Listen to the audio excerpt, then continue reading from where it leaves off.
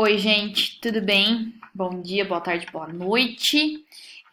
A ideia da nossa aula gravada de hoje, então, é fazer a correção da atividade avaliativa 2 que vocês entregaram na semana passada. Devolvi corrigida para vocês nesse final de semana, individualmente as notas, ok?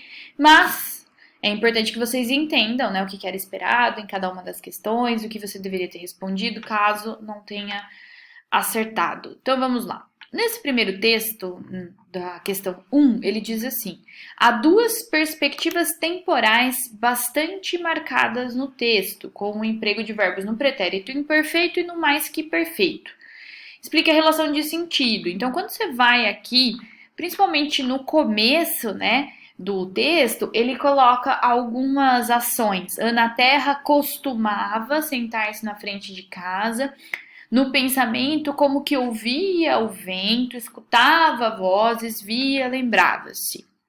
O ano de 81 trouxera um acontecimento triste. Horácio deixara a fazenda a contragosto do pai, fora para Rio Pardo, onde se casara com a filha de um tanoeiro e se estabelecera com uma pequena venda. Bom, esses verbos costumava, lembrava, ouvia, inclusive alguns de vocês marcaram isso nas respostas, estão no pretérito imperfeito, então eles indicam uma ação que durou durante um período de tempo. Ela não fez isso uma vez, mas ela fez isso algumas vezes, né, no passado.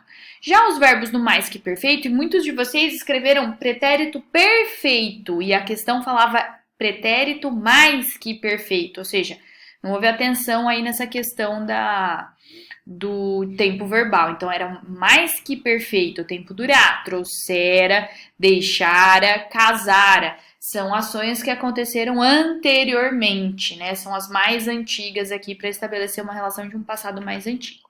Beleza? Então, era isso que você deveria responder aqui na questão 1. Questão 2 era o texto do Antônio Prata. Eu li parte desse texto com vocês na semana passada, na aula, porque a gente fez uma questão aqui sobre futuro do pretérito, né? Que ele fala aqui, seriam felizes para sempre. Mas só para relembrar, era o texto em que ele vai descrevendo um casal e vários problemas que eles vão tendo ao longo do relacionamento que faz com que no final eles acabem, vão se afastando cada vez mais, né? Até que eles se separam. E principalmente nesse primeiro parágrafo, ele faz uso do pretérito imperfeito, como, por exemplo, quando ele diz: ela andava reclamando da forma como ele fechava as portas, né? Quando ele dirigia, ela desdenhava dos caminhos que ele escolhia, né? Ou seja, quando ele vai fazendo a construção com o pretérito imperfeito, que é o vá, significa que essas ações que o casal tinha, que incomodavam um ao outro, não foram pontuais. Se fossem, ele teria usado, por exemplo, o pretérito perfeito, se tivesse acontecido uma vez. Mas à medida que essas ações se repetiam e que foi gerando um desgaste no relacionamento, é necessário o uso do pretérito imperfeito para mostrar que isso era recorrente na vida deles. Bom, e aí, chegando na questão, dizia assim: a partir da leitura, podemos notar que o autor faz uso de muitos verbos conjugados no pretérito imperfeito. Mandava, fechava, desdenhava, discordava, continuava nas ações. Explique por que o uso desse tempo verbal é necessário para o contexto proposto pela crônica, um relacionamento que enfrenta problemas recorrentes de convivência. Então, aqui o que você deveria ter me explicado? E teve gente que só jogou qualquer ideia, né? Se ele tá falando explique por que o uso desse verbo, então você deveria construir uma resposta em que você me mostrasse que esse tempo aqui, o pretérito imperfeito, indica ações que acontecem durante um período de tempo. Teve bastante gente que falou assim: a gente não sabe exatamente quando começa e quando termina. Ok, mas nesse caso aqui, né, ele fazia isso, ele jogava, ela mandava, ele reclamava. Quer dizer, foram ações que aconteceram várias vezes. Não foi uma vez que ela reclamou, não foi uma vez que ele desdenhou. Então, quer dizer, esse uso de tempo, o pretérito imperfeito, indica que foram ações que se repetiram e se repetiram tanto que culminou no final do relacionamento deles, que é nesse último parágrafo aqui, a ideia que eles tiveram de se separar. certo? Então, o uso do pretérito imperfeito é necessário para que eu entenda que exatamente esses problemas recorrentes, ou seja, algo que se repete no passado, fez com que o casal não fosse feliz, né? Por isso que ele termina dizendo que se eles não tivessem se conhecido, eles seriam felizes para sempre. Sim. A questão 3 diz assim: na música Chico Buarque, Cotidiano, podemos observar os seguintes versos. Aqui é um recorte, né? A música é mais extensa do que isso. Todo dia ela faz tudo sempre igual. Me sacode às 6 horas da manhã, me sorri um sorriso pontual, me beija com a boca de hortelã.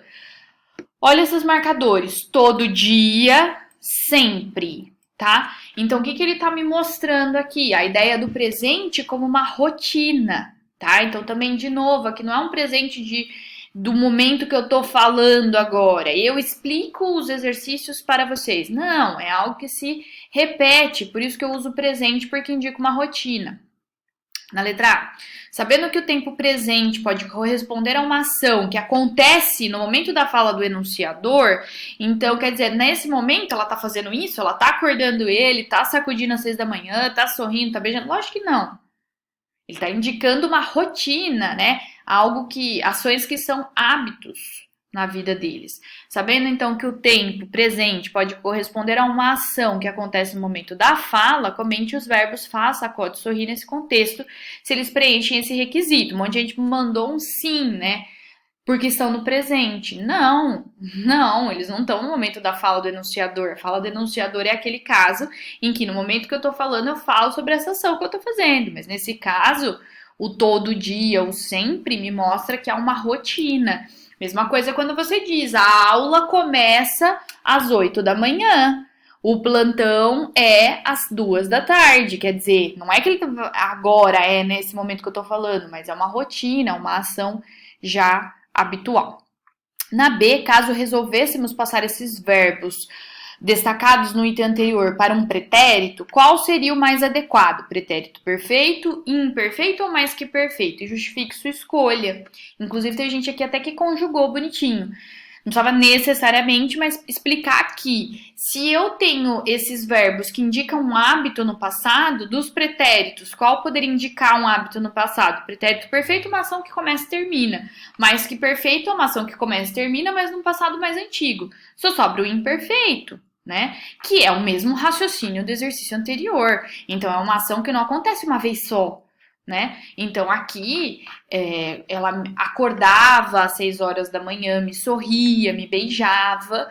Então, nesse caso, usaria o pretérito imperfeito, porque ele indicaria essas ações que se repetem no passado. Ou seja, não aconteceu uma vez só. Beleza? Questão 4. Leia com atenção e responda o que se pede. Dieta. Comecei uma dieta, cortei a bebida e comidas pesadas. E em 14 dias, perdi 2 semanas. Bom, essa fala aqui, né, que vem entre aspas, quando ele fala comecei uma dieta, cortei, perdi, qual o tempo verbal desses verbos? O presente mais comum que a gente utiliza, pretérito perfeito. Por que ele usou esse tempo verbal? Ora, são ações que começam e terminam no espaço de tempo. A gente falou assim, porque são passados ou recentes, né? Mas aqui você não tem necessariamente para estabelecer uma relação do mais antigo para o mais recente. Então, na verdade, são ações que começam e terminam, né? Num período específico de tempo. A mesma coisa que eu digo, eu jantei ontem às 8 horas da noite. Tá? Mas não fiquei jantando até agora, eu jantei durante um espaço de tempo, a mesma coisa aqui. Então são ações que começam e terminam de alguma forma, né? E já não tem continuidade no presente, certo? Então, por isso. E por último, questão 5 dizia assim: leia o enunciado que segue. A fé move turistas nas trilhas da Ilha Grande. A frase acima é título de uma reportagem sobre turismo na Ilha Grande. Aqui frase bíblica faz referência a esse título, então faz referência à fé move montanhas. Na B, qual o tipo de uso do presente do indicativo no enunciado em questão? Teve gente que respondeu aqui futuro, sabe Deus, né? Teve gente que respondeu pretérito imperfeito também aqui, sendo que tá escrito, né? Qual o tipo de uso do presente do indicativo? Então, acho que não leu bem a pergunta, né? E quando vocês tinham aqueles slides, eu gravei essa aula de presente, disponibilizei os slides, mandei no grupo, né? Tava lá. Esse é um dos usos do presente. E houve um telefone sem fio, porque esse presente aí do indicativo é o que a gente chama de presente atemporal. Atemporal, não temporal, certo? Então, no telefone sem fio, ele foi parar na resposta de vocês como temporal. Não, ele é atemporal, ele é universal, uma verdade que vai valer independente do tempo, que é o caso de provérbios, que é o caso de ditados populares, conceitos de ciência. Então, não é temporal. Quem escreveu presente temporal tá errado, não é isso. É um presente atemporal, uma verdade universal que independe do tempo para se fazer valer, tá bom? Então presta atenção aí, volta lá naqueles slides de presente, a gente tinha 5 usos para o presente e esse era um deles, tá ok? Tranquilo? Joinha até aqui? Bom, se tiverem outras dúvidas em relação à correção, plantãozinho hoje, 2 horas, aí vocês me procuram e a gente discute, tira dúvidas e etc. Ok? Essa era só pra gente fazer um fechamento aí dos exercícios e colocar as respostas de forma clara. Beleza, gente? Até mais tarde. Para quem já está vendo essa aula logo às 7h30 da manhã, para aqueles que estão vendo depois, vejo vocês no plantão e ou na semana que vem. Valeu aí, gente. Obrigada. Até!